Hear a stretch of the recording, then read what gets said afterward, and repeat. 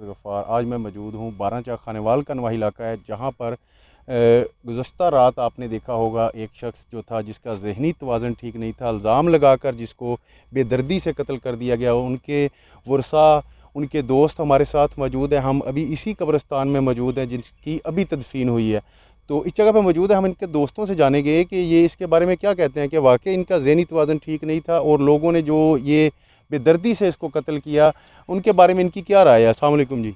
وعلیکم السلام ورحمۃ اللہ۔ بھائی آپ کا یہ دوست بھی تھا جو ابھی معاملہ ہوا رات؟ بالکل جی، ہمارا عزیز بھی تھا، دوست بھی تھا، اور ابھی جب اس کا ذہن تھا جی، یہ بہت اچھا سپورٹس مین بھی تھا، بہت اچھا فٹ بالر تھا، مگر کچھ تقریباً 15 سے 20 سال پہلے جی اس کو سر پہ چوٹ لگنے کی وجہ سے اپنا ذہنی توازن کھو بیٹھا تھا۔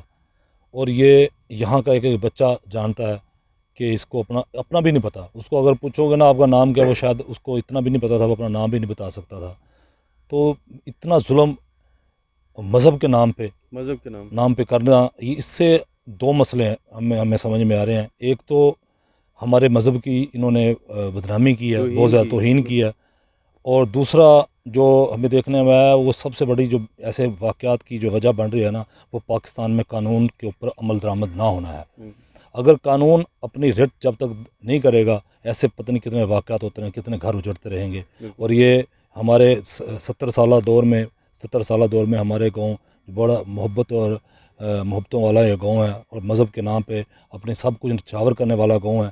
اس گاؤں کو بھی ایسا واقعہ دیکھنا جو پڑا ہے، ایسا افسوسناک واقعہ۔ اچھا، جب یہ آپ کو پتہ چلا، یہ خبر دیکھی آپ نے، تو کیا مطلب آپ محسوس کیا؟ لوگ دوڑے، کیا بنا اس سر جب ہمیں جب اس کا پتہ لگا، تو سب سے پہلے تو ہم جہاں بیٹھے تھے وہیں بیٹھے رہ گئے کہ ایسا انسان کبھی ایسا کر نہیں سکتا، اور خاص طور پہ وہ بندہ جس کو پتہ ہی کس چیز کا نہیں ہے۔ ویسے بھی اس کا تو ذہنی توازن بالکل جی، جب وہ ذہنی توازن ٹھیک تھا، جب اس کا 15 سے 17 سال پہلے، اس وقت بہت اچھا نمازی تھا۔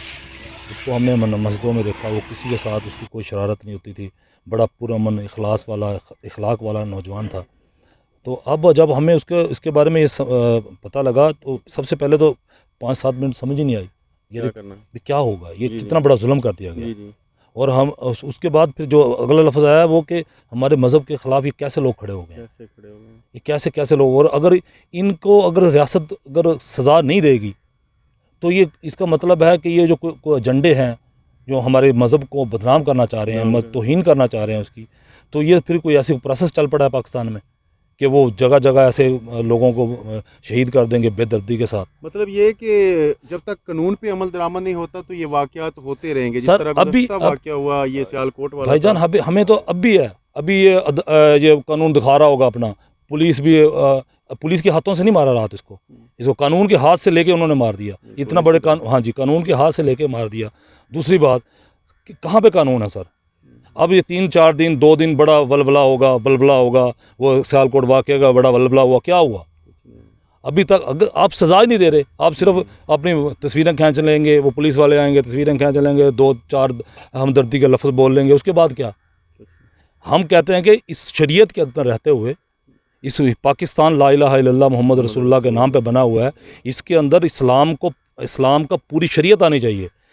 انگریز کے قانون سے ہمیں بچاؤ، اور جب اسلام کا قانون آئے اس قانون کے اوپر عمل درآمد کرو، پھر جا کے ایسے واقعات رکیں گے، ورنہ تو ایسے ہوتے رہیں گے، ایسے معصوم بندے پتہ نہیں کتنے قبروں میں جاتے رہیں گے، اور ہم کہتے ہیں کہ معصوم تھا، یہ بالکل معصوم تھا یہ۔ جی، اب ہمارے ساتھ جو مقتول ہے ان کے بہنوئی بھی موجود ہے، ہم ان سے بھی جانیں گے کہ یہ اس بارے میں کیا کہتے ہیں۔ السلام علیکم جی۔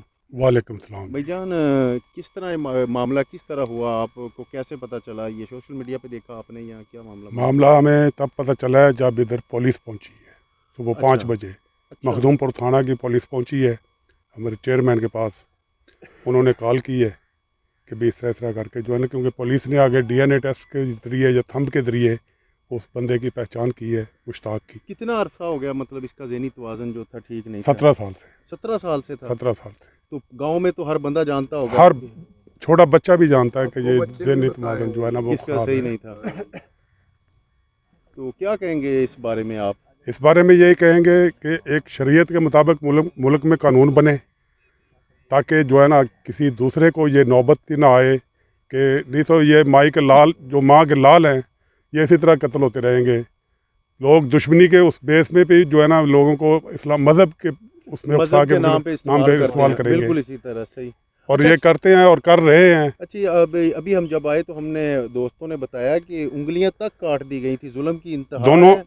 एक तो जी सर पूरे का जो है ना ये पूरी हड्डियां जो है ना बाहर नज़र आ रही थी, जो ये भेजा है ना मगज़ जी जी ये बाहर निकला हुआ था। बिल्कुल।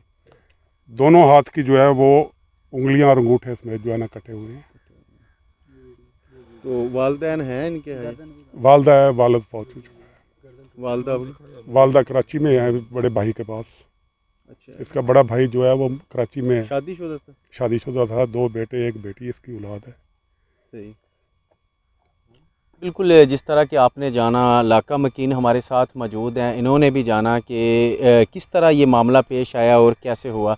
तो जो मुज़ाहिरीन है, जो साइलीन है, इनका यही कहना था कि अगर इस तरह के वाक़या पर कानून हरकत में नहीं आता, सज़ाएँ नहीं होती, तो ये जो दुश्मनी की बिना पर लोग करते हैं, मज़हब का नाम इस्तेमाल करते हैं, ये वाक़यात मज़ीद होते रहेंगे।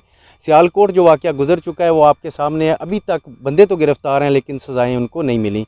तो इसके बाद ये तुलुम्बा में जो हुआ ये अब आपके सामने है। तो ये बंदा जो 15 साल से जो मज़दूर था, ज़हनी मज़दूर था, फुटबॉल का बड़ा अच्छा प्लेयर था, जिसके साथ ये वाक़या पेश आया और बेदर्दी से जिसको कत्ल कर दिया गया। जी ये मुश्ताक हैं जिनकी कब्र पे हम इस वक्त मौजूद हैं। अज़ान दी जा रही है, मौलवी साहब अज़ान भी दे रहे हैं। और तुलुम्बा में जो रात वाक़या पेश आया, ये अभी मुश्ताक जो थे वो रात बेदर्दी से इनको कत्ल कर दिया गया। हम उनकी कब्र पे हैं। चंद मिनट पहले इनको दफन किया गया। तदफीन के बाद जो लोग हैं वो अपने अब घरों को जा रहे हैं। इसके साथ ही अपने मेज़बान राशिद गफ़ार को दीजिएगा इजाज़त। इंशाल्लाह अगले प्रोग्राम में फिर मिलेंगे, तब तक के लिए अल्लाह हाफ़िज़।